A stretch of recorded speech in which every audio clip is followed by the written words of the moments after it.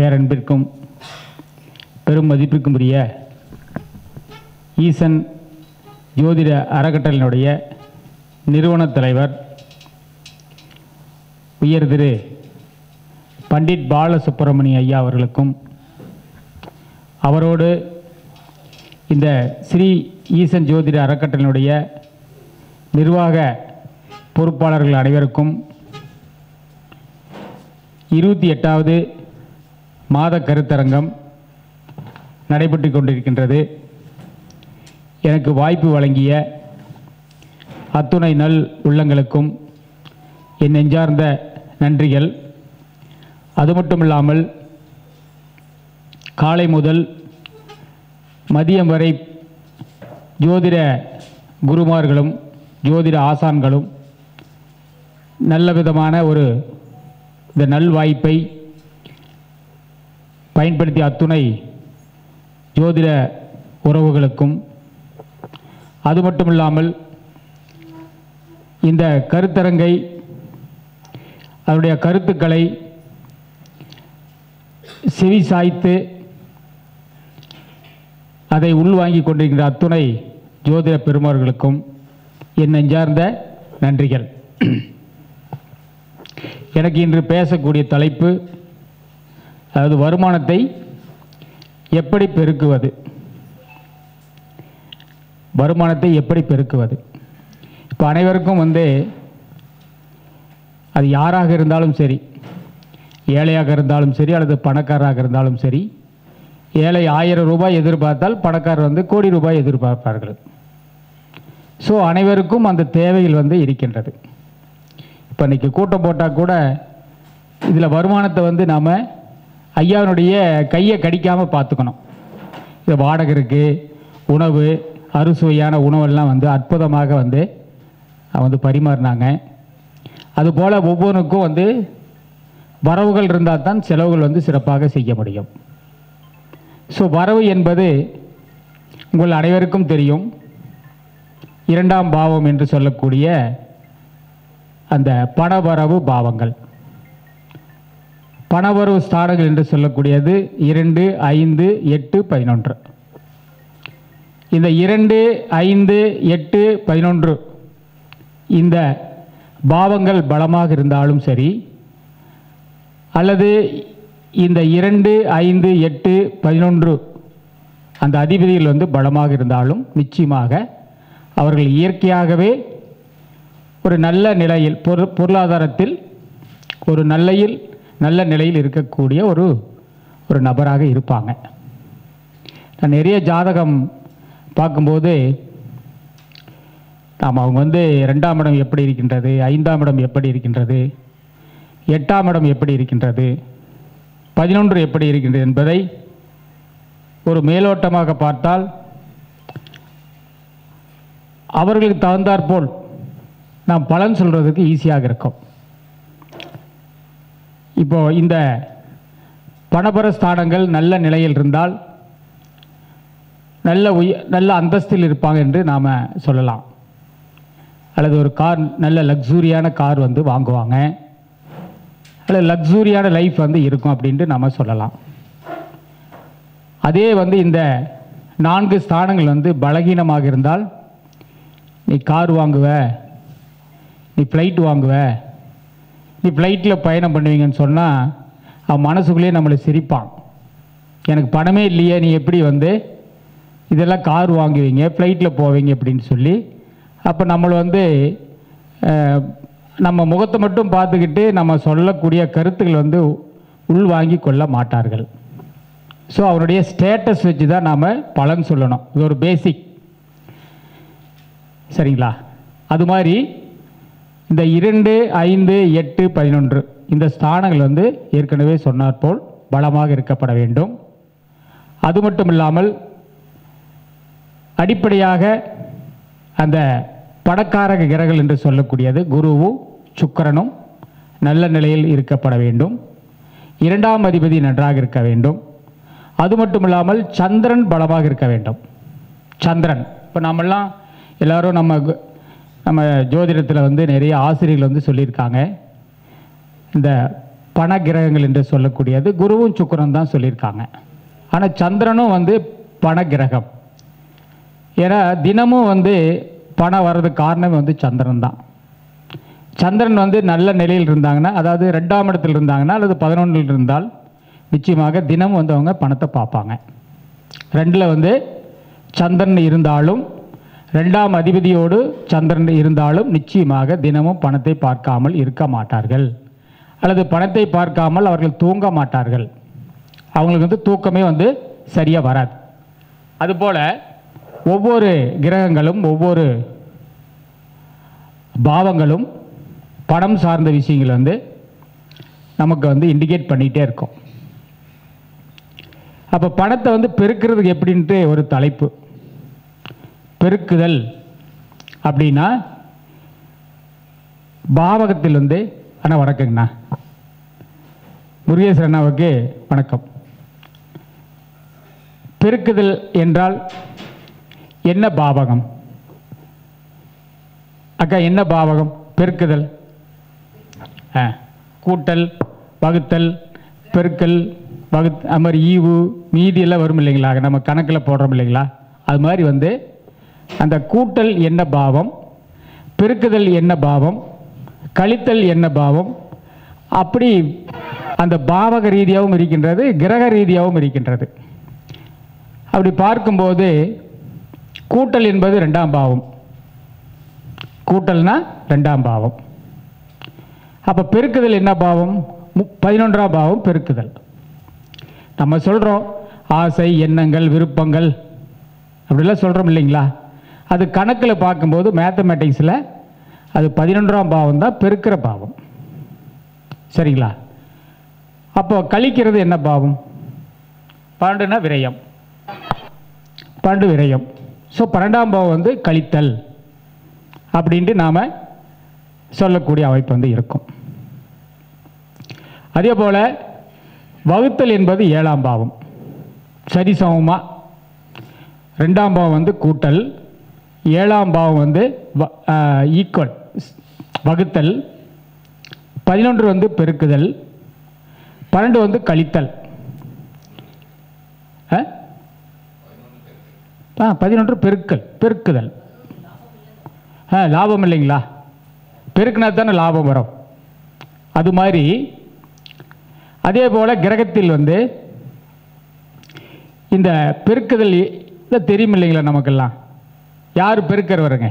9 கிரகங்களில் பெருக்கக்கூடிய கிரகம் எது? ராகு. கரெக்டுங்க. ராகு பகவான் தான் பெருக்குதல். பிரம்மாண்டம், பிரம்மாண்டம்னா பெருக்கிறது தானே ஐயா. ஒரு இடத்துல வந்து குரு ராகு சேர்ந்துருக்கு. குருன்னா வயிறுன்னு வச்சுக்காங்க. ஆரோக்கியமான வயிறு குரு, ஆரோக்கியமான வயிறு குரு. அதே குரு ராகு சேர்ந்து 6ஆம் இடத்துல வந்து எப்படி இருக்கும்? வயிறு அன்ஈவனாக இருக்கும், பெருசாக இருக்கும். குருன்னா ஆரோக்கியமாக ஈவனாக இருக்கக்கூடிய 6ஆம் இடத்துல குரு இருந்தாங்கன்னா வயிறு வந்து எல்லாத்துக்கும் ஈவனாக இருக்கும், நல்ல அழகாக இருக்கும் பார்க்குறதுக்கு. ஆனால் 6ஆம் இடத்துல குரு ராகு சேர்ந்துருந்துன்னா ஒரு சிலருக்கு வந்து வயிறு பார்த்தாவே நமக்கு வந்து ஒரு ஆண்களுக்கு இருந்துன்னு வச்சுக்காங்க. நேற்று கூட யூடியூப்பில் பார்த்தோம், ஒருத்தர் அந்த சதையெல்லாம் வந்துங்க ரொம்ப அவலட்சணமாக இருக்குது. லட்சணங்கிறது குரு, அவலட்சணங்கிறது குருவும் ராகுவும் சேர்ந்தால் அது எந்த பாகத்தில் சேர்ந்திருக்கோ அந்த பாகத்தில் வந்து நம்ம உறுப்பு வந்து இயற்கைக்கு மாறாக அபரீதமான வளர்ச்சி அடையும். 1ஆம் பாவத்தில் குருவும் ராகுவும் சேர்ந்து, உதாரணத்துக்கு 1ல் ராகு இருந்தாங்கன்னா தலை வந்து கொஞ்சம் நல்ல ஃபேஸ் வந்து தலையினுடைய அமைப்பு வந்து நல்லா இருக்காது. 2ல் வந்து ராகு இருந்தாலும் முகம் வந்து கொஞ்சம் நீல வாக்கில், ராகுன்னா நீளம், உயரம். லக்கணத்தில் வந்து ராகு இருந்தாங்கன்னா கொஞ்சம் உயரமாக இருப்பாங்க, அப்படி ஒரு குச்சி மாதிரி இருப்பாங்க. அது மாதிரி வந்து ஒரு அமைப்பு. அது மாதிரி ஒவ்வொன்றுக்கும் அந்த ராகு தன்மை வந்து பெருக்குதல், அது மாதிரி ஒரு கிரகம். அதே போல் ராகு பெருக்குதல், கேது வந்து என்னென்னா கழித்தல். கேது வந்து கழித்தல். ஸோ பாம்பு தலை வந்து படம் எடுக்குது இல்லைங்களா? ரொம்ப பெருசாக தானே படம் எடுக்குது. ஆனால் வால் வந்து ரொம்ப ஷார்ப்பாக தான் இருக்கு. ஸோ அது மாதிரி வந்து கழித்தல். ஸோ லக்கணத்தில் வந்து கோச்சாரத்தில் வந்து இப்போ பிறப்பு லக்கணத்தின் மீது கோச்சார கேது போச்சுன்னா அன்னைக்கு வருமானம் சிறிதாகத்தான் இருக்கும். 2ஆம் இடத்துல போனாலும் அதுக்கு தகுந்த மாதிரி வருமானம் குறைவாக தான் இருக்கும், வருமானம் தடையாக இருக்கும். நாம் என்ன சொல்கிறோம்? வருமானம் தடை. லக்கணத்துக்கு 2ஆம் இடத்துல கோச்சார கேது செல்லும்போது அந்த 1.5 வருடம் வந்து வருமானத்தில் தடை, தாமதம். தடைன்னு தான் சொல்லணும், தாமதம் சொல்லக்கூடாது. அது மாதிரி ஆனால் ராகு 2ஆம் இடத்துல போகும்போது நிச்சயமாக வருமானத்தை பெருக்கக்கூடிய அந்த அமைப்பு வந்து இருக்கும். அது லீகலாக இருந்தாலும் சரி, இல்லீகலாக இருந்தாலும் சரி. லக்கணத்துக்கு அல்லது லக்னாதிபதிக்கு 2ஆம் இடத்தில் ராகு சென்றால் அந்த காலகட்டத்தில் வருமானத்தை வந்து பெருக்குவாங்க. அதே போல் 2ஆம் இடத்தில் சனி பகவான் கோச்சாரத்தில் செல்லும்போது, 2ஆம் இடத்துல வந்து சனி பகவான் கோச்சாரத்தில் செல்லும்போது வருமானம் கிடைக்கும். ராசிக்கு 2ஆம் இடமாக இருந்தாலும் சரி, அல்லது லக்கணத்துக்கு 2ஆம் இடமாக இருந்தாலும் சரி, அந்த 2.5 வருடங்கள் வந்து வருமானம் வரும். ஆனால் ஸ்லோவாக வரும். சனி பகவானுடைய காரத்துவம் ஸ்லோ, தாமதம் அப்படின்ட்டு நம்ம ஒரு சொல்லக்கூடிய அமைப்பு. சரி, இப்போது வருமானத்தை பெருக்குவதற்கு இப்போ நம்ம டைட்டிலுக்கு வந்துடுவோம். வருமானத்தை பெருக்குவதற்கு எப்பவுமே காலங்காலமாக வந்து சில பேர் வந்து என்ன சொல்கிறாங்கன்னா, மேச லக்கணத்துக்கு 2ஆம் இடத்தை ஆக்டிவேஷன் பண்ணுங்க, இயக்குங்க அப்படின்னு சொல்கிறாங்க. அப்போ மேச லக்கணத்துக்கு 2ஆம் இடம் என்பது ரிஷப ராசி. அந்த ரிஷப ராசியில் கார்த்திகை நட்சத்திரம் இருக்கின்றது, ரோகிணி இருக்கின்றது, மிருகசீரிடம் இருக்கின்றது. அப்போ பணம் வருவதற்கு மேச லக்கணம் அல்லது மேச ராசி அந்த நேயர்கள் வந்து என்ன பண்ணுவாங்கன்னா, ராசிக்காரர்கள் வந்து கிருத்தி என்றால் சமையல் செய்வது. கிருத்தி நட்சத்திரம் வந்து சமையல் செய்வது, சமையல்காரர். அவங்க சமையல் பண்ணாங்கன்னா ரொம்ப சிறப்பாக இருக்கும். கிருத்தி நட்சத்திர ஜென்ம நட்சத்திரம் யாராக இருந்தாலும் சரி, அல்லது லக்கண புள்ளி லக்னாதிபதி யாராக இருந்தாலும் சரி, கிருத்திய நட்சத்திர புள்ளி இருந்தால் நிச்சயமாக அவங்க வந்து சமையல் செய்வதில் வல்லவர்களாக இருப்பார்கள். கேட்ரிங் டெக்னாலஜி எல்லாம் அவங்க படிச்சிருப்பாங்க. அப்படி யாராவது கிருத்திய நட்சத்திரம் இருக்கீங்களா? யாராவது கூட்டத்தில்? இல்லை. அடுத்து வந்துங்க, அப்போ அடுத்து என்ன நட்சத்திரம்னா ரோகிணி. ரோகிணினா பழைய இரும்பு, வருமானத்தை பெருக்குவதற்கு பழைய இரும்பு, அதே போல் ஆபரணங்கள் செய்வது, இதெல்லாம் வந்து அவங்க தொழில் பண்ணாங்கன்னா ரொம்ப சிறப்பாக இருப்பாங்க. 3வது வந்து மிருகசீரிஷம். அப்போ வந்து மிருகசீரிடம் என்பது மான் அல்லது சர்ப்பங்கள். சர்ப்பங்கள் என்றாலே மருத்துவ நட்சத்திரம். அது வந்து மிருகசீரிஷம் வந்து அந்த 27 நட்சத்திரங்களில் மிருகசீரிடம் என்பது நம்பர் 1. அனுச நட்சத்திரம், 2வதாக சதய நட்சத்திரம், 3 வந்து அசுனி நட்சத்திரம், 4 வந்து மிருகசீரிடம். இதெல்லாம் வந்து மருத்துவ நட்சத்திரத்தில் வந்து நம்பர் 1ஆக இருப்பாங்க. மருத்துவம் படிக்கிற மாணவர்கள் வந்து இந்த நட்சத்திரங்கள் வந்து ரொம்ப சிறப்பாக இருக்கும். அது மட்டுமல்ல அஸ்த நட்சத்திரமும் மருத்துவ நட்சத்திரம். இதில் லக்னம் இருந்தாலும் சரி, லக்னாதிபதி இருந்தாலும் சரி, லக்ன புள்ளி இருந்தாலும் 4ஆம் அதிபதி அல்லது 5ஆம் அதிபதி புதன் இவரெல்லாம் இந்த நான் சொன்ன நட்சத்திரங்களில் இருந்தால் நிச்சயமாக இந்த மாணவர் வந்து மருத்துவ கல்வி பயிலக்கூடிய அந்த யோகம் வந்து உண்டு. அது மாதிரி ஒவ்வொருத்தரும் ஒவ்வொரு நட்சத்திரங்கள் வந்து இயக்கினால் நிச்சயமாக நல்ல வருமானத்தை தரக்கூடிய அமைப்பு வந்து உண்டு. பிறப்பு ஜாதகத்தில் குரு அல்லது சுக்கிரன் மீது, குரு அல்லது பிறப்பு ஜாதகத்தில் குரு அல்லது சுக்கிரன் மீது கோச்சாரத்தில் குரு பகவானோ அல்லது வந்து சுக்கிர பகவானோ அல்லது புதன் அல்லது 11ஆம் அதிபதி இவங்க டிரான்சிட்டில் போகும்போது அந்த காலகட்டத்தில் வந்து பணம் வரும். 2-11 2ஆம் அதிபதி சென்றாலும் கோச்சாரத்தில் பிறப்பு குரு அல்லது சுக்கிரன் மீது அல்லது 2ஆம் அதிபதி மீது கோச்சாரத்தில் சுக்கிரன், குரு, அதே போல் புதன், மற்றும் 11ஆம் அதிபதி சென்றால் அந்த காலகட்டத்தில் பணம் வந்து அதிகமாக வரும். அதே போல பிறப்பு ஜாதகத்தில் குரு அல்லது சுக்கிரன் அல்லது 11ஆம் அதிபதி அல்லது 2ஆம் அதிபதி மீது கோச்சாரத்தில் கேது சென்றாலும் அந்த அந்த 1.5 வருஷம் வந்து செலவுகள் வந்து அதிகமாக இருக்கும். அப்போ ஜாதகம் பார்க்கும்போது இந்த 1.5 வருஷம் வந்து நீங்கள் கொஞ்சம் கவனமாக சிக்கனமாக இருக்கணும். இல்லை கடன் ஏற்படும். கேது என்றால் கடன். இந்த காலகட்டத்தில் வந்து கடன் வந்து ஏற்படும் அப்படின்ட்டு அவங்களுக்கு ஒரு அவேர்னஸ் சொன்னோம்னா அவங்களுக்கு வந்து நம்ம வாடிக்கையாளர் வந்து அது மாதிரி நடந்து கொள்வார்கள். இப்போ அது மட்டும் இல்லாமல் இப்போ ரிஷப லக்னம் எடுத்துக்கொண்டால் ரிஷப லக்னத்துக்கு 2ஆம் இடம் வந்து மிதுனம். மிதுனத்தில் வந்து மிருகசீரிடம் இருக்கின்றது, திருவாதிரை இருக்கின்றது, புனர்பூசம் இருக்கின்றது. இந்த நட்சத்திரங்கள் இயக்கினால் வருமானம் கண்டிப்பாக வரும். எப்படி இயக்குவது? மிருகசீரிசம் என்றால் சந்திரன், அதிபதி சந்திரன். திருப்பதிக்கு போயிட்டு வந்தாங்கன்னா கண்டிப்பாக அவங்க வருமானம் வரும். சரிங்களா? ஏதாவது இல்லை நல்லா இருக்கா, இல்லை ஏதாவது போர் அடிக்குதுங்களா, இல்லை ஒன்றுமே சலனம் இல்லாமல் இருக்கிறனால ஒருவேளை வந்து ஒருவேளை ஆல்ரெடி தெரிஞ்ச சப்ஜெக்ட் இருந்தோடனே சப்ஜெக்ட் வேறு மாற்றிக்கலாம். அக்கா திருப்பதிக்கு போகலாங்க்கா. மிதுனம் வந்து சின்ன ராசி தான்.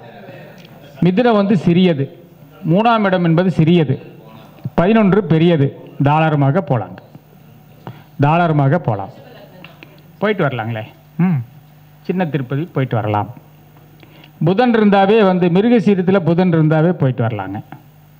புதன்னா இளையவர் தாங்க, சின்ன குழந்தை. அதனால் வந்து இளையவர் மிருகசீரிசம் இருந்தால் சின்ன திருப்பதி போயிட்டு வந்தால் சிறப்பாக இருக்கும். சுக்கரம் இருந்தாலும் போயிட்டு வரலாங்க, தாராளமாக செல்லலாம். இதில் வந்து 6, 8, 12 பாருங்கள். 6, 8, 12. இப்போ ஒரு நண்பர் கேட்டாருங்க, ஐயா பேர் என்ன பேருங்க? உங்கள் பேர்? கார்த்தி. கார்த்தி வந்து மகர லக்னம். 8ஆம் இடத்துல வந்து சுக்கிரன் வந்து இருக்கிறதாக சொன்னார்.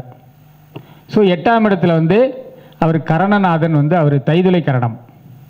கரணநாதன் வந்து சுக்கிரன் 8ஆம் இடத்துல மறைஞ்சிருக்காரு. ஸோ நான் வந்து மகாலட்சுமி கோயிலுக்கோ அல்லது ஸ்ரீரங்கம் இந்த மாதிரி லக்ஷ்மி மகாலட்சுமி அம்சம் உள்ள அந்த கோயிலுக்கு வந்து போகக்கூடாதுன்னு சொல்லி சொன்னாங்க. அப்போ அம்மாவை பார்க்காம இருக்க முடியுமா? அதனால் கரணநாதன் 6, 8, 12 பாதகத்தில் இருந்தாலும் கூட நன்மையே செய்வார். ஒரு குரு இருக்காருங்க. இப்போ நாம் இருக்கிறோம். குரு வந்து 6, 8, 12 மறைஞ்சிருந்தாலும் அந்த குரு நன்மை செய்வாரா, நல்ல ஆலோசனை கொடுப்பாரா, இல்லை ஆலோசனை வந்து நல்ல ஆலோசனை கொடுக்காம ஏதாவது கெடுதல் பண்ணுவாருங்களா? குரு எங்கே இருந்தாலும் நன்மை தான் செய்வாருங்க. இல்லை இருந்தாலும் குரு வந்து நமக்கு எப்பவுமே எப்பொழுதும் எந்நேரமும் நன்மை செய்யக்கூடியவராக இருப்பார். வெளியில் இருந்தாலும் நமக்கு குரு தான், உள்ளே இருந்தாலும் குரு தான், டார்க் ரூமில் இருந்தாலும் குரு தான். ஸோ அங்கேருந்து நல்ல கருத்துக்கள் சொல்லுவாரா, சொல்ல மாட்டாருங்களா? இல்லைங்களா? இப்போ சாமியோட தான் கருவறையில் இருக்கு. கருவறை என்பது இருட்டறை தானே. எல்லா கர்ப்ப கிரகத்தில் கர்ப்பம்னாவே இருட்டு தானுங்களே, இருட்டு தானே. கருவறை என்பது இருட்டு தானே. அங்கே வந்து இப்போ தான் நாம் நிறைய நவீன முறையில் நல்ல விளக்குகள் போட்டு அந்த கர்ப்ப கிரகத்தை அங்கே இருக்கிற மூலவரை வந்து நாம் வெளிச்சம் போட்டு காட்டுறோம். ஆனால் அந்த காலத்தில் வந்து தீப விளக்கு தானே, தீப ஒளி மட்டும்தானே. தீப ஒளியை தவிர மற்ற நேரங்களில் இருட்டாகத்தான் இருப்பார். அப்போ இருட்டாக இருக்கும்போது அந்த சுவாமி வந்து நமக்கு கெடுதல் செய்வாரா? ஸோ அதுபோலத்தான் ஒவ்வொரு கிரகங்களும் நமக்கு 6, 8, 12 இருந்தாலும் கூட நன்மையே செய்வாங்க. இப்போ சூரியன் 6ஆம் இடத்தில் இருந்தால் நன்மை செய்ய மாட்டாரா? செய்வார். சூரியன் 6ஆம் இடத்தில் இருந்தால் அரசு வேலை கிடைக்கக்கூடிய வாய்ப்பு இருக்கு. முருகேசன் ஐயா சொல்றாருங்க, திருச்செங்கோடு ஜோதிட ஆராய்ச்சி அறிவத்தினுடைய சங்கத் தலைவர் செயலாளர். அவர் ஐயா வந்து சூரியன் 6ஆம் இடத்தில் இருந்தால் நிச்சயமாக அரசு வேலை உண்டு என்று ஆணித்தரமாக அடித்து சொல்கின்றார். அப்போ 6 என்பது மறைவு ஸ்தானம் தானே. அப்போ அரசு வேலை கிடைச்சா மட்டும் நல்ல சூரியன் 8ஆம் இடத்துல போன கெட்ட சூரியனா இல்லைங்களா? அதுபோல ஆனால் சூரியன் 6ஆம் இடத்தில் இருந்தால் அரசு வேலை கிடைக்கும். அதே சமயத்தில் அல்சரும் வரும். அரசு வேலை கிடைக்கும், அல்சரும் வரும். அல்சர் சம்பந்தப்பட்டது, முதுகுத்தண்டு சம்பந்தப்பட்டது, தலைவலி சம்பந்தப்பட்டது, தலை சார்ந்த பிரச்சனை வந்து கொடுப்பார். அதுபோல் உங்களுடைய கரணநாதன் வந்து 8ஆம் இடத்தில் வந்து இருக்கிறதுனால நிச்சயமாக நன்மையை செய்வார். கரணநாதன் ஒருபோதும் கைவிட மாட்டார். நீங்கள் சுக்கரன் வந்து ஆக்டிவேஷன் பண்ணுங்கள், நிச்சயமாக உங்களுக்கு வந்து திருமணம் வந்து ஆயிரும். சரியா? நீங்கள் வந்து நெகட்டிவாக யாரையும் எந்த கிரகத்தையும் வந்து நெகட்டிவாக நம்ம நினைக்கக்கூடாது. அது மறைஞ்சிருந்து கூட நன்மை செய்யும். சரிங்களா? 8ஆம் இடம் என்பது 6, 8 என்பது மருத்துவ ராசி, மருத்துவ பாவங்கள். அப்போ உங்கள் மனைவி வந்து ஒரு மருத்துவத்துறையிலிருந்து கூட வரலாம் அல்லவா? ஆப்ரேஷன் தியேட்டரில் ஒரு ஹெல்ப் பண்ணுறவங்க கூட வரலாம் அல்லவா? இல்லைங்களா? சுக்கிரன் வந்து கேது சாரம், மகம். மகம்னா ஸ்டெத்தஸ்கோப், ஸ்டெத்தஸ்கோப் மகம். காவடி, நுகத்தடின்னு சொல்கிறோம் இல்லைங்களா? மாட்டுக்கு வந்து நுகத்தடி அந்த காலத்தில் போட்டு ரெட்டை மாட்டை வந்து இணைச்சி வயலுக்கோ வண்டிக்கோ வந்து பயன்படுத்துவாங்க. மகம் என்பது நுகத்தடி. இப்போ நம்ம நுகம்னா எது? நாம் நுகத்தை போட்டுட்டு போக முடியுமா? நுகத்தடியை கழுத்தில் போட்டு போக முடியுமா? நவீனமாக அது வந்து ஸ்டெத்தஸ்கோப். ஸோ யார் போடுறாங்க? ஒன்று டாக்டர், நர்ஸு கூட போட்டுக்கிறாங்க. ஸோ உங்களுக்கு வரக்கூடிய மனைவி வந்து ஒரு நர்ஸாக கூட இருக்கலாம், மருத்துவத்துறையில் இருக்கக்கூடிய வாய்ப்பு வந்து உண்டு. அது சூரியன் வீடு. அரசு நர்ஸாக கூட இருக்கலாம். ஸோ முயற்சி பண்ணுங்க, கைவிட வேண்டாம். சரிங்களா? இன்னைக்கு வந்து 20/9 தேதி. சரிங்களா? அதனால் வந்து உங்களுக்கு வந்து 9ஆவது மாதம் 20. ஸோ 2ங்கிறது அந்த நம்பரு நிச்சயமாக உங்களுக்கு வந்து நல்ல மாற்றத்தை வந்து கொடுக்கும். சரிங்களா? முயற்சி பண்ணுங்கள். அடுத்த வருஷம் வரங்காட்டி உங்களுக்கு இந்த கார்த்திகை அல்லது இந்த வருடத்தில் அடுத்த ஒரு 3-4 மாதத்துக்குள்ளே நீங்கள் வந்து எல்லாத்துக்கும் அந்த நற்செய்தி வந்து சொல்ல போகிறீங்க. சரிங்களா? எல்லோரும் வாழ்த்துங்க. ஏன்னா அவரு எனக்கு திருமணமே ஆகாது என்று நிறைய ஜோசியத்தில் வந்து சொல்லிட்டாங்க அப்படின்ட்டு மனசு. சரிங்களா? அதனால் உங்களுக்கு நிச்சயமாக வாழ்வுண்டு. 7ஆம் இடத்துல வந்து புதன் இருக்காருங்க. புதன் என்றால் இளைய மனைவி, படித்தவர், வயது குறைவானவர். சரிங்களா? அழகான மனைவி, உங்களை வந்து சிரிக்க வச்சுட்டே இருப்பாங்க. ஆல்ரெடி. ஆமாம், இதுக்கு ஒன்றும் புதுசாக. சரிங்களா? அப்படி வந்து ஒரு அமைப்பு வந்து இருக்கும். அது மாதிரி ஒவ்வொரு பாவகத்தையும் வந்து ஐயா டைம் இருக்குங்களா? சரி. ஏன்னா கதையாக சொல்லிட்டு போனாலும் லைவில் ஒன்று வந்து சொன்னா தானே சரியாக இருக்கும். நமக்கு வந்து அந்த என்ன பேருங்க மறந்துட்டேன், கார்த்திகேயன். எடுத்த உடனே யாரை சொன்னோம்? கார்த்திகை நட்சத்திரம் சொன்னோம் இல்லவா? இப்போ நம்ம பார்க்கும்போது மேச லக்னத்துக்கு அல்லது மேச ராசிக்கு 2ஆம் இடத்துல வந்து 2ல் வந்து கார்த்திகை நட்சத்திரம் இருக்கின்றது என்று சொன்னோம். ஸோ அது வந்து உங்கள் பேரே வந்து கார்த்திகேயன். அதனால் நிச்சயமாக உங்களுக்கு வந்து நல்ல ஒரு மாற்றம் வந்து கிடைக்கும். சரிங்களா?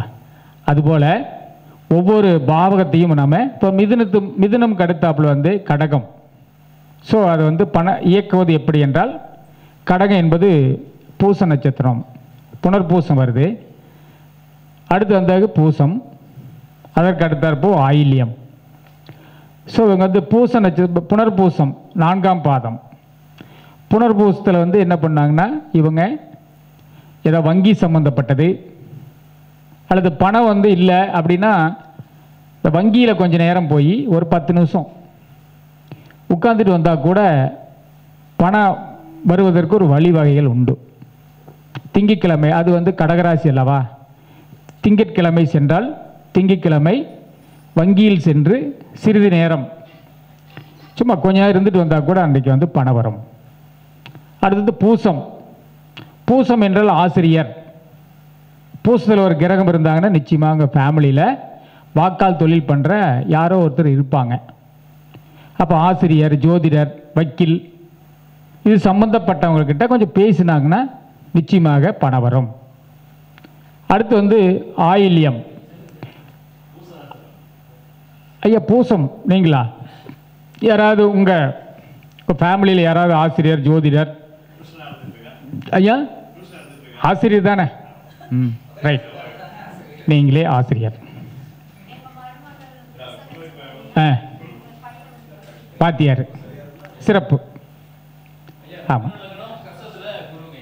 பூசில் குருங்க. ரைட், நீங்களே குருவாக இருப்பீங்க.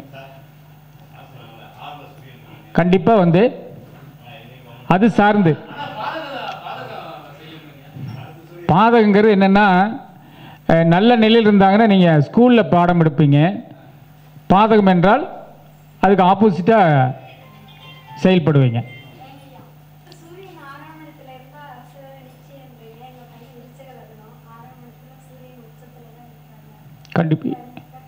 கண்டிப்பாக கிடைக்குங்க, கண்டிப்பாக கிடைக்கும்.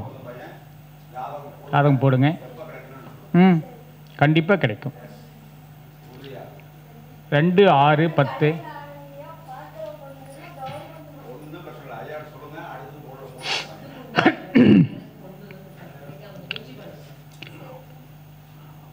உங்கள் பையன் ஜாதத்தில் கோச்சார சூரியன் 1, 4, 7, 10 வரக்கூடிய மாதங்கள் வந்து கண்டிப்பாக அரசு வேலை கிடைக்கும்.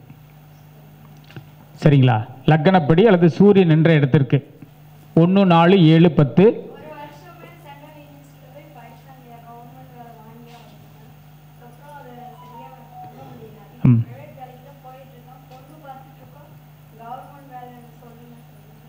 கண்டிப்பாக கிடைக்குங்க, அரசு வேலை கண்டிப்பாக கிடைக்கும். அது ஒன்றும் பிரச்சனை இல்லைங்கம்மா. சூரியன் என்ன சாரங்க? சூரியன் என்ன சாரம்? சூரியன் மேசத்தில் என்ன சாரங்க? பரணிங்களா, அஸ்வினியா? அஸ்வினியா, பரணியா, கிருத்திகியா?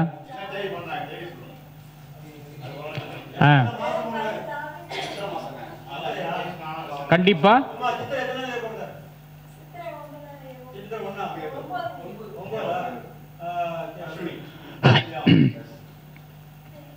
கண்டிப்பா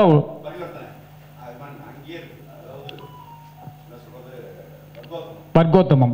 வர்க்கோத்தமாவே இன்னொரு ஸ்ட்ராங்குங்கம்மா, இரட்டிப்பு மடங்கு. இன்னைக்கு வந்து நாம் இன்று நம்ம ஈரோடு அக்கா மீனாட்சி அக்கா அவங்களுடைய, திருவருள் மீனாட்சி அக்காவுடைய, வெங்கடேசன் அக்காவுடைய அவங்களுடைய தேசிய மகளிர் கூட்டமைப்பு மற்றும் ஆன்மீகத்தில் வந்து இன்றைக்கி நவாம்சம், அதாவது புஷ்கர நவாம்சத்தை இயக்குவது எப்படி என்பதை ஒரு 2 மணி நேரம் இன்றைக்கி 7 to 9க்கு முக்கியமான சில தகவல் எங்கேயுமே நீங்கள் கேட்டிருப்பீங்க. இருந்தாலும் எனக்கு தெரிந்த நான் கற்றுக்கொண்ட அந்த முழு விவரம், ரகசியம் என்பது இல்லை, அது முழுமையாக இன்று அவருடைய சேனல் வந்து நான் பேச போகிறேன். எல்லாம் வந்து கேளுங்க, நன்மையாக இருக்கும். அந்த வாய்ப்பு வந்து மீனாட்சி அக்கா தான் எனக்கு கொடுத்தாங்க. அவர்களுக்கு வந்து நான் நன்றி சொல்ல எனக்கு கடமைப்பட்டிருக்கின்றேன். சரிங்களா?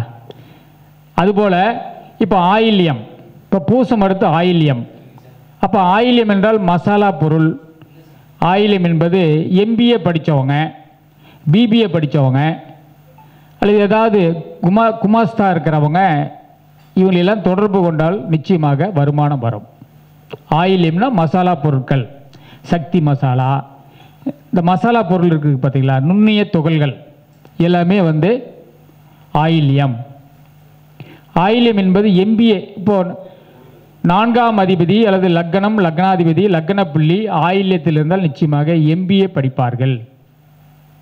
MBA படித்து வங்கிக்கு போவாங்க, பேங்க் தொழில் செய்வாங்க. அப்போ கடக லக்னம், கடகராசிக்கு அடுத்தாற்போல் சிம்மம். சிம்மத்தில் மகம் இருக்கின்றது, சிம்மத்தில் பூரம் இருக்கின்றது, சிம்மத்தில் உத்திரம் இருக்கின்றது. அவங்க வருமானத்தை பெருக்குவதற்கு எதை செய்ய வேண்டுமென்றால், இப்போ கடக லக்னம், கடகராசி, மகம் என்பது மருத்துவ நட்சத்திரம். ஸோ ஒரு ஹாஸ்பிட்டலில் போய் கொஞ்ச நேரம் இருந்தாலும் கூட நிச்சயமாக அவர்களுக்கு வந்து வருமானம் வரும். முதலீடு போடாமல் வருமானம் வராதுங்க, உழைச்சா தான் வருமானம் வரும். சும்மா போய் ஹாஸ்பிட்டலில் உட்காந்துட்டு வந்தால் வருமானம் வருங்களா? அவங்க டாக்டருக்கு தான் வரும், நமக்கு வராது. அதனால் உழைக்கணும், அதே சமயத்தில் நமக்கு வருமானம். பேசலாங்களா? சரி, ஓகே. வருமானம் வந்து தடையாக வந்து இருந்ததுன்னா இந்த ஆயில்ய நட்சத்திரம், மகம் நட்சத்திரம், பூர நட்சத்திரம், உத்திரம், இந்த மூன்றையும் வந்து இயக்கப்பட வேண்டும். அப்போ மகம் என்பது மருத்துவ நட்சத்திரம், மகம் என்பது நாற்காலி, மகம்னா காவடி. இப்போ பணமே வந்து நமக்கு வந்து நம்ம கைக்கு வரவில்லை என்றால் முருகருக்கு வந்து காவடி எடுப்பது சிறப்பு. காவடி எடுத்தாங்கன்னா நிச்சயமாக பணம் வரும். சந்திரன் இருந்தால் பால் காவடி, பன்னீர் காவடி. சுக்கிரன் இருந்தால் மாதிரி இளநீர் காவடி. அது மாதிரி ஒவ்வொரு கிரகத்துக்கும் அது சார்ந்த அந்த காவடி எடுத்தால் நிச்சயமாக பணம் வரும். அடுத்து வந்து பூரம். பூரத்தில் பிறந்தவர் யாருன்னா ஆண்டாள். ஆண்டாளை வழிபட்டாங்கன்னா கண்டிப்பாக பணம் வரும். போய் நமஸ்காரம் பண்ணுறது, சங்கல்பம் செய்து கொள்வது, இதெல்லாம் நிச்சயமாக பணம் வரும். அடுத்து உத்திரம். உத்திரத்தில் பிறந்தவர் யாருன்னா ஐயப்பன். ஐயப்பன் கோயிலுக்கு ஆண்கள் இருந்தால் போகலாம், இல்லைன்னா பெண்கள் என்றால் பக்கத்தில் இருக்கிற ஐயப்பன் கோயில் வழிபாடு பண்ணாலும் கூட இந்த வருமானம் வரும். உத்திரம் என்பது கட்டுமான பொருட்கள், கட்டிடங்கள், கட்டுமான பொருட்கள், இதெல்லாம் சொல்லக்கூடிய அந்த உத்திர காரக நட்சத்திர காரகத்துவம். ஸோ மணல், ஜல்லி, கம்பி ஏதாவது தானமாக கொடுத்தாலும் கூட நிச்சயமாக வருமானம் வரும். அது சூரியன் வீடு. சூரியன் என்பது சிவன் கோவில், சிவன் கோவில், இதெல்லாம் எடுத்துக்கொள்ளப்பட வேண்டும். அல்லது குகை கோயில்.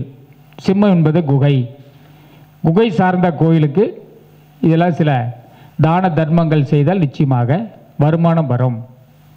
அடுத்ததாக சிம்ம லக்னம், சிம்ம ராசி. அதற்கு 2ஆம் இடம் என்பது கன்னி. கன்னி என்பது விளை நிலங்கள், பள்ளி கட்டிடங்கள், அதுபோல இருக்கக்கூடிய. 6ஆம் இடம் என்பது மருத்துவ மனை அல்லது மருத்துவம் பார்க்கக்கூடிய இடம். இங்கே சென்று அதை இயக்கினாலும் கூட நமக்கு பொருளாதாரத்தில் வந்து ரொம்ப சிறந்து விளங்குவார்கள். அப்போ உத்திரம், கன்னியில் உத்திரம், இந்த கட்டுமான பொருட்கள் வந்து நீங்கள் வந்து முடிஞ்சால் தானமாக வந்து கொடுக்கலாம், இல்லைன்னா பார்த்தாலும் கூட அந்த யோகம் வந்து வரும். கட்டுமான பொருட்கள் உங்களால் முடிந்தது வந்து நீங்கள் தானமாக கொடுத்தால் நிச்சயமாக, அல்லது அந்த தொழில் செய்தால் வருமானம் வரும். இப்போ நான் வந்து தொழில் செய்தாலும் வருமானம் வரும். உத்திரத்தில் வந்து கட்டுமான பொருட்கள் வியாபாரம் செய்தாலும் கூட நல்ல வருமானம் வரக்கூடிய வாய்ப்பு வந்து உண்டு.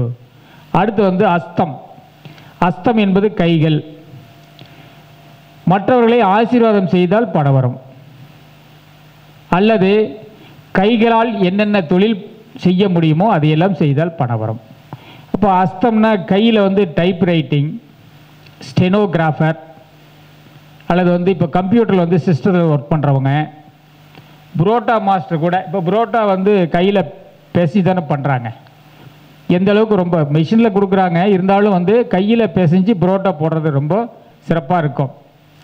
அப்போ இந்த மாவு பொருட்கள் இதெல்லாம் வந்து நம்ம இயக்கினால் கண்டிப்பாக வருமானம் வரும்.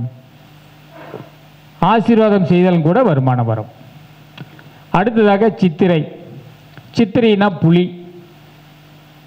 சித்திரையில் பிறந்தவர் வந்து விஸ்வகர்மா. ஸோ அந்த விஸ்வகர்மா வழிபாடு செய்தால் கூட நிச்சயமாக வருமானம் வரும். சித்திரை என்பது ஜவுளி, ஆடை இதெல்லாம் சொல்லக்கூடிய ஒரு காரகத்துவம். ஸோ ஆடை தொழில், ஜவுளி தொழில், நூல் தொழில் இதெல்லாம் செய்தால் நிச்சயமாக வருமானம் வரும். அடுத்தது கன்னி ராசி, கன்னி லக்னம். அதற்கு வருமானம் வரக்கூடிய அமைப்பு எதுவென்றால் துலாம் ராசி. துலாத்தில் வந்து சித்திரை நட்சத்திரம் இருக்கின்றது, அதிலே சுவாதியும் இருக்கின்றது, அதுக்கு அடுத்தால் போல் விசாக நட்சத்திரம். ஸோ கன்னி ராசி, கன்னி லக்னம் வருமானத்தை உருவாக்குவதற்கு அல்லது வருமானத்தை பெருக்குவதற்கு ஒன்று சித்திரை.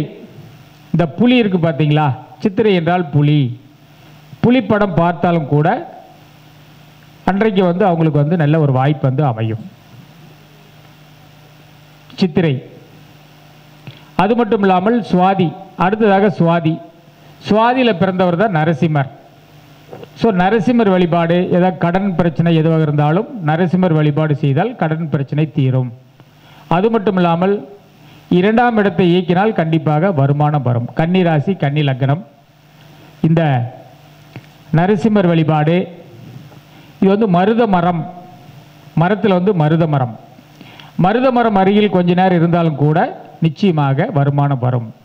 அது மட்டும் இல்லாமல் மருத மரம் எங்கெங்கெல்லாம் ஸ்தல விருட்சமாக இருக்கின்ற கோவில்களுக்கு சென்று வழிபாடு செய்தால் நிச்சயமாக பொருளாதார தடை நீங்கும். அப்போ மருதமலை முருகர், திருக்கடையூர், திருவிடை மருதூர் இங்கெல்லாம் சென்று வழிபாடு செய்தால் அந்த பொருளாதார தடை நீங்கும். இப்போ சுவாதினா தேன். சுவாதினா தேன். சுவாதினா வந்து பஞ்சாமிர்தம். ஸோ தேன் அல்லது பஞ்சாமிர்த அபிஷேகம் முருகருக்கு செய்தால் நிச்சயமாக அந்த வருமான தடை விலகும். அடுத்ததாக விசாக நட்சத்திரம். விசாகம் என்பது முரம், சக்கரம். முரம் அல்லது சக்கரம்.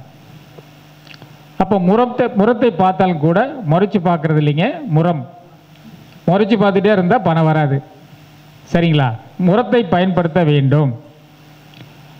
அது மட்டும் இல்லாமல் இந்த விசாக நட்சத்திரத்தில் பிறந்தவர் வந்து யாருன்னா புத்தர். புத்தர் ஆசைக்கு அழிவே காரணம் என்று சொல்லக்கூடிய அந்த தத்துவத்தை வந்து உலகிற்கு வந்து அறிமுகப்படுத்தியவர் புத்தர். ஸோ புத்தர் வந்து விசாக நட்சத்திரம். சரிங்களா? அந்த புத்தர் படத்தை பார்த்தாலும் அல்லது புத்தரை அந்த புத்தகம் வைத்திருந்தாலும் நிச்சயமாக அவங்களுக்கு வந்து பணம் வரும். துலாம் ராசி. துலாம் ராசினா கடை வீதி, தராசு இதெல்லாம் குறிக்கக்கூடிய அந்த அமைப்பு. ஸோ இந்த கன்னி லக்னம், கன்னி ராசிக்காரர்கள் வந்து இதை பயன்படுத்தினால் நிச்சயமாக பொருளாதார தடை நீங்கும். அடுத்ததாக துலாம் ராசி, துலாம் லக்னம். இவர்களுக்கு வந்து வருமான தடை அகல. ஆல்ரெடி விசாக நட்சத்திரம் 4ஆம் பாதம் உள்ளது. அடுத்தாக அனுச நட்சத்திரம், அப்புறம் கேட்டை. விசாகம் ஏற்கனவே துலாத்தில் சொன்னது போல புத்தர் படம் பார்க்கலாம், முரம் சம்பந்தப்பட்டது, குயவன் சக்கரம், மண்பானை. மண்பானை விசாக நட்சத்திரம் மண்பானை. ஸோ மண்பானை வீட்டில் இருந்தாலும் கூட அந்த யோகம் வந்து இருக்கும். மண்பானை சம்பந்தப்பட்டது அல்லது மண்பானை செய்யக்கூடிய மண் வீட்டில் இருந்தாலும் கூட நிச்சயமாக வருமானம் வரும். அடுத்தது அந்த அனுச நட்சத்திரம். அனுசம் என்பது மகாலட்சுமி பிறந்த நட்சத்திரம் அனுசம். ஸோ மகாலட்சுமி படம் அது எல்லார் வீட்லேயும் இருக்கும். மகாலட்சுமி படம் இல்லாத வீடு இருக்காது, மகாலட்சுமி படம் இல்லாத கோவில்களும் இருக்காது. அது சிவன் கோவிலாக இருந்தாலும் சரி மகாலட்சுமி படம் இருக்கும். இது வந்து மகாலட்சுமி வழிபாடு பண்ணுவது ரொம்ப ரொம்ப சிறப்பு. அனுசம் என்பது பனைமரம். பனைமரத்தை அல்லது பனைமர பொருட்கள், கருப்பட்டி, வெல்லம் அல்லது நொங்கு அல்லது பனை ஓலை, மகிழ மரம். அனுசம் என்பது மகிழ மரம். இதெல்லாம் பயன்படுத்தினால் சிறப்பாக இருப்பாங்க. அடுத்து வந்து கேட்டை. கேட்டை நட்சத்திரத்தை வந்து எப்படி இயக்குவது என்றால், பஞ்சாங்கம், நோட்டு, பென்சில், பேனா சம்மந்தப்பட்டது, எரேசர், ஷார்ப்னர், இதில் வந்து கேட்டை. கேட்டைனா வேல். வேல் ஏதாவது ஒரு கோவிலில் வந்து வேல் பார்த்தாலும் கூட நிச்சயமாக வருமான தடை அகலும். ஏதாவது ஏழை ஜோதிடர்களுக்கு வந்து பஞ்சாங்கம் தானம் கொடுத்தாலும் கூட நிச்சயமாக, அல்லது கோவில்களுக்கு பஞ்சாங்கம் தானம் கொடுத்தால் நிச்சயமாக பணம் தடை விலகும், பணம் பெருகும். அடுத்தது விருச்சிக லக்னம், விருச்சிக ராசி, அவங்க வந்து வருமானம் பெருகுவதற்கு மூல நட்சத்திரம் இருக்கின்றது. அடுத்து வந்து பூராட நட்சத்திரம், அடுத்து வந்து உத்திராடம். மூலம் என்பது உங்களுக்கு அனைவருக்கும் தெரியும், ஆஞ்சநேயர் பிறந்த நட்சத்திரம் மூலம். ஸோ ஆஞ்சநேயர் வழிபாடு, ஆஞ்சநேயருக்கு வந்து வெற்றிலை மாலை சாத்துவது, இதெல்லாம் ரொம்ப சிறப்பாக இருக்கும். மூலம் என்பது சிங்கத்தினுடைய வாள். மூலம் என்பது சிங்கத்தின் வாள் அப்படின்னு சொல்லுவாங்க. அப்போ சிங்கம் அம்சமுடைய தெய்வங்கள், எந்தெந்த கோவில் வந்து சிங்கம் அம்சமுடைய தெய்வங்கள் எதுவாக இருந்தாலும் வழிபாடு செய்தால் வருமான தடை விலகும். அடுத்து பூராடம். பூராடம் என்பது இந்த ஃபில்டர், சுக்கிரனுடைய நட்சத்திரம். ஃபில்டர் வடிகட்டுவது. அப்போது சிவன் கோவில் வந்து நீர் சொட்டும் பாத்திரம், அந்த பாத்திரத்தை தானமாக கொடுத்தாலும் கூட நிச்சயமாக வருமானம் வந்து வரும். பூராடம் என்பது வஞ்சி மரம். மரத்தில் வந்து வஞ்சி மரம். வஞ்சி மரத்தை பார்த்தாலும் கூட அந்த தடை வந்து அகலும். அடுத்து உத்திராடம். விருச்சிக லக்னம், விருச்சிக ராசிக்காரர்கள் வந்து வருமானத்தை பெருக்குவதற்கு உத்திராட நட்சத்திரம், உத்திராடத்தில் பிறந்தவர் தான் விநாயகர், விநாயக பெருமான். ஸோ விநாயகர் வழிபாடு செய்தால் சிறப்பாக இருப்பாங்க. சரிங்களா? அடுத்தது வந்து தனுசு ராசி, தனுசு லக்னம், அவர்களுடைய வருமானத்தை பெருக்குவதற்கு அல்லது வருமான தடை இல்லாமல் இருப்பதற்கு உத்திராடம், திருவோணம், அவிட்டம். ஸோ உத்திராடம் என்பது விநாயகர் வழிபாடு. உத்திராடம் என்பது பசு அல்லது கீரி. உத்திராடம் வந்து கீரி அப்படின்னு சொல்லக்கூடிய அமைப்பு. கீரி இழப்பு நம்ம அதிகமாக பார்க்க முடியல, அதனால் படத்தை பார்த்தாலும் கூட நிச்சயமாக அந்த வருமானம் வரும். திருவோணம் என்பது வாமனன் அவதாரம் செய்த நட்சத்திரம். ஸோ ஏற்கனவே மீனாட்சி அக்கா சொன்ன மாதிரி 3 மண், புத்து மண் வீட்டில் வைத்து கொள்ளலாம். அல்லது ஸ்கேல், அவர் அளந்தார் அல்லவா, அளவுகோல், ஸ்கேல், அளவுகோல். அளவுகோல் இருந்தாலும் அது டேப்பாக இருந்தாலும் சரி, அல்லது வந்து நம்ம ஸ்கேலாக இருந்தாலும் சரி, இதில் வந்து இருந்தால் நிச்சயமாக பயன்படுத்தினால் வருமானம் வரும். திருப்பதி சென்றால் நிச்சயமாக நல்ல ஒரு மாற்றத்தை வந்து கொடுக்கும். திருவோணம் என்பது பெண் குரங்கு.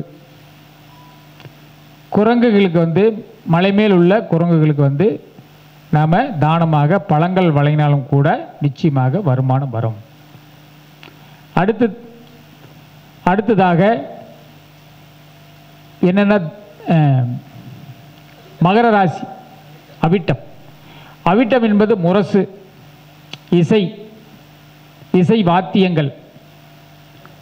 அவிட்டம் என்பது கறிக்கடை அல்லது கறி வெட்டும் அந்த கட்டை,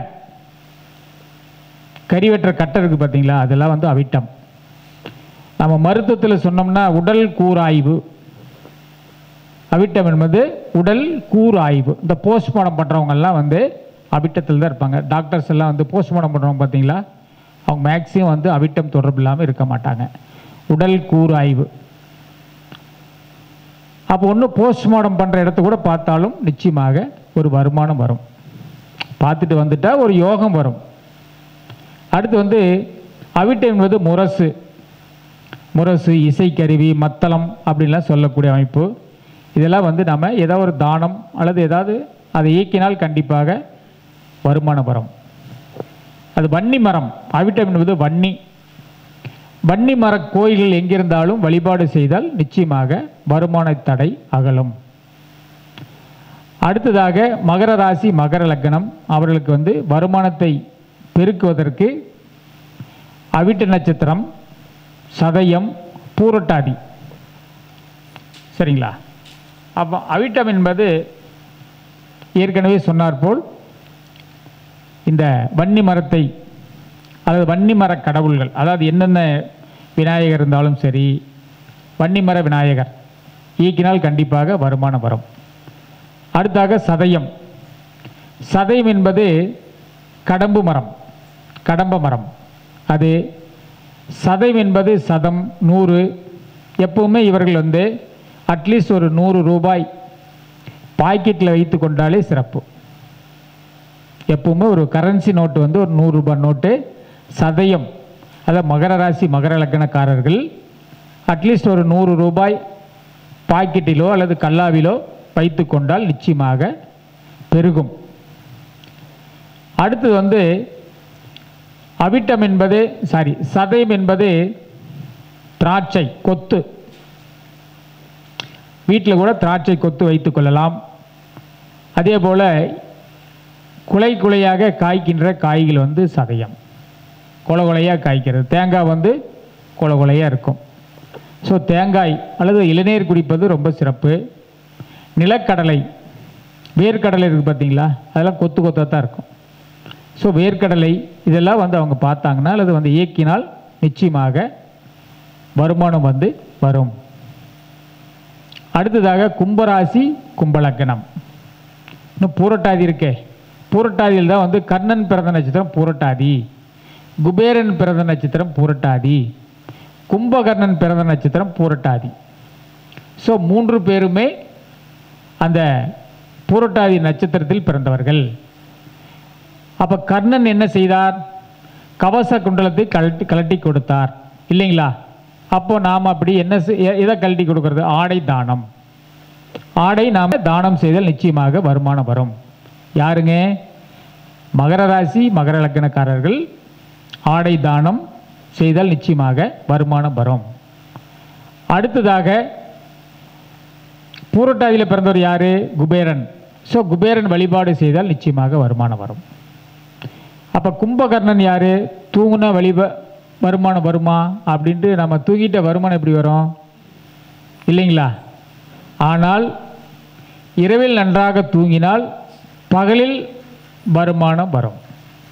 ஏன்னா அவரையும் இயக்கணும் அல்லவா? அதனால் கும்பகர்ணன் என்பது 6 மாதம் தூங்குவார், 6 மாதம் விழித்து கொண்டிருப்பார் என்பது நாம் கேள்விப்பட்டிருக்கின்றோம்.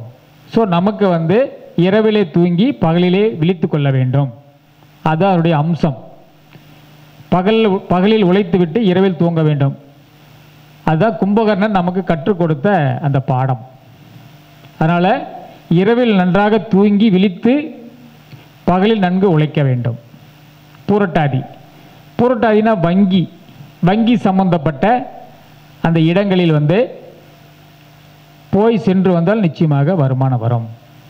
அடுத்ததாக கும்பராசி கும்பலக்கணம்.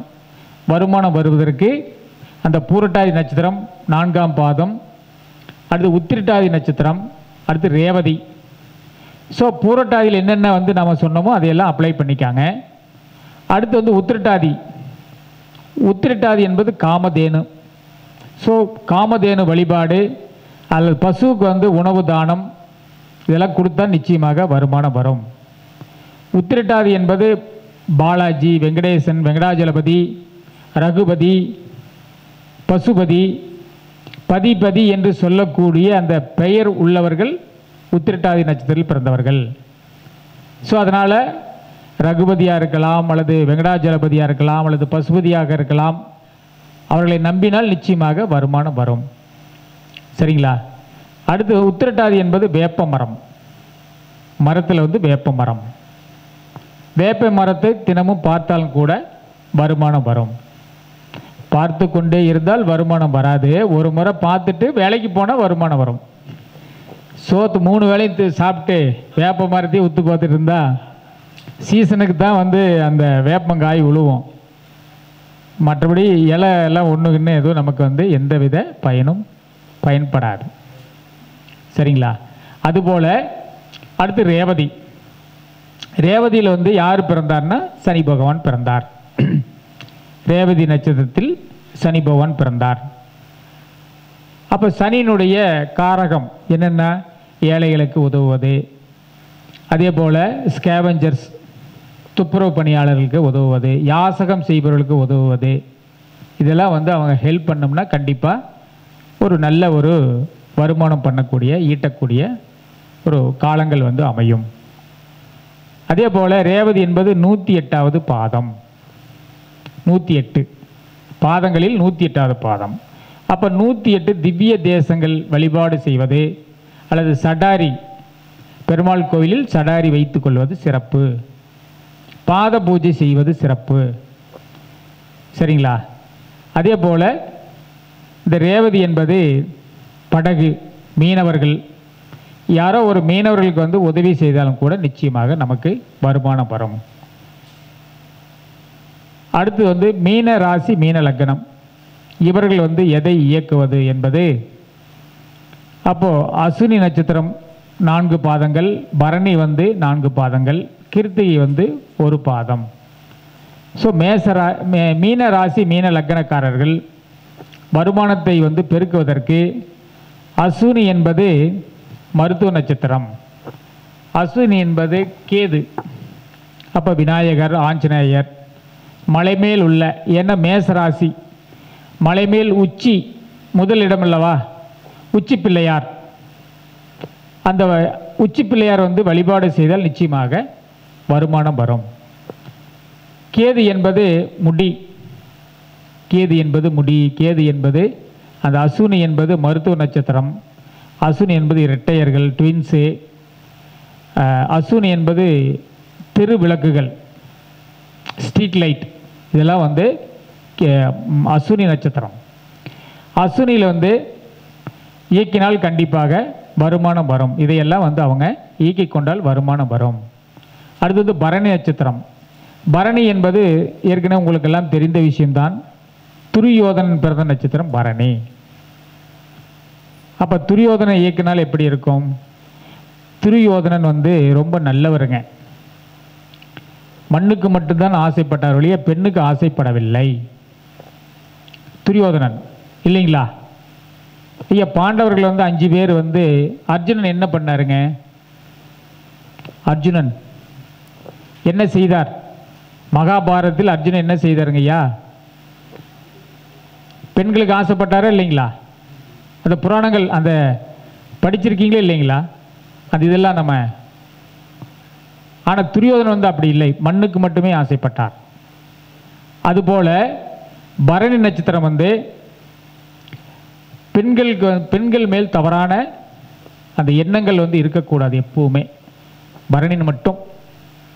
அதுபோல் பரணி என்பது நெல்லி மரம், நெல்லிக்காய், நெல்லி சாதம், இது எல்லாம் வந்து தானமாக கொடுத்தால் நிச்சயமாக வருமானம் வரும். அது மட்டும் இல்லாமல் நெல்லி என்பது, அதாவது பரணி என்பது முக்கோணம், ட்ரையாங்கல், முக்கோணம். முக்கோணம்னா வந்து அடுப்பு, விக்ஸ் எல்லாம், விக்ஸ் மிட்டாய் வந்து முக்கோணமாக தான் இருக்குங்க, சமோசா வந்து முக்கோணமாக தான் இருக்கின்றது. ஸோ இதெல்லாம் தானமாக கொடுத்தால் அல்லது சாப்பிட்டால் இதெல்லாம் நிச்சயமாக வருமானம் வரும். அடுத்தாக கிருத்திகை நட்சத்திரம். கிருத்திகை என்பது நம்ம முருகர் பிறந்த நட்சத்திரம் கிருத்திகை. ஸோ முருகர் கோவில் செல்வது, மலைமேல் உள்ள முருகர் வந்து வழிபாடு செய்வது, இதெல்லாம் ரொம்ப சிறப்பாக வந்து இருக்கும். இதுபோல் 12 ராசி லக்னங்கள் வந்து ஒவ்வொன்றையும் இயக்கினால் நிச்சயமாக பொருளாதாரம் வந்து உயரும். பொருளாதாரத்தில் நிச்சயமாக தங்கு தடை இல்லாமல் இந்த தொழில் செய்தாலும் கூட அவங்க வந்து சிறப்பாக இருப்பாங்க. இதை இயக்கினால், இயக்கம் என்பது தொழில் செய்தாலும் சிறப்பாக இருப்பாங்க அப்படின்ட்டு, அதுதான் அதனுடைய தாற்பயம்.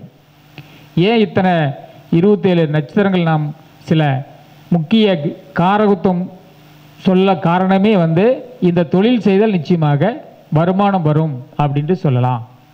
சரிங்களா? வேறு என்ன டவுட்டுங்க? ஏதாவது சந்தேகங்கள்? நான் சொன்னதில் ஏதாவது சந்தேகங்கள் ஏதாவது விளங்குச்சிங்களா? புரிஞ்சுதா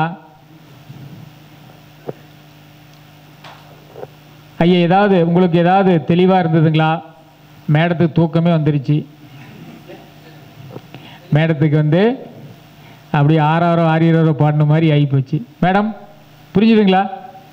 அவங்களுக்கு என்ன ஒரே ஒரு காரணம், பையன் வந்து அரசு வேலைக்கு போயிட்டா சிறப்பு, அரசு வேலை கிடைக்கும்னு சொல்லிட்டோம், அடுத்த செகண்டே நிம்மதி தூக்கம் வந்துருச்சு. சரிங்களா? அதுதானே உண்மை. பரவாயில்ல, ரைட். வேறு யாராவது பேசுகிறாங்களா? இல்லை ஓ ரைட்.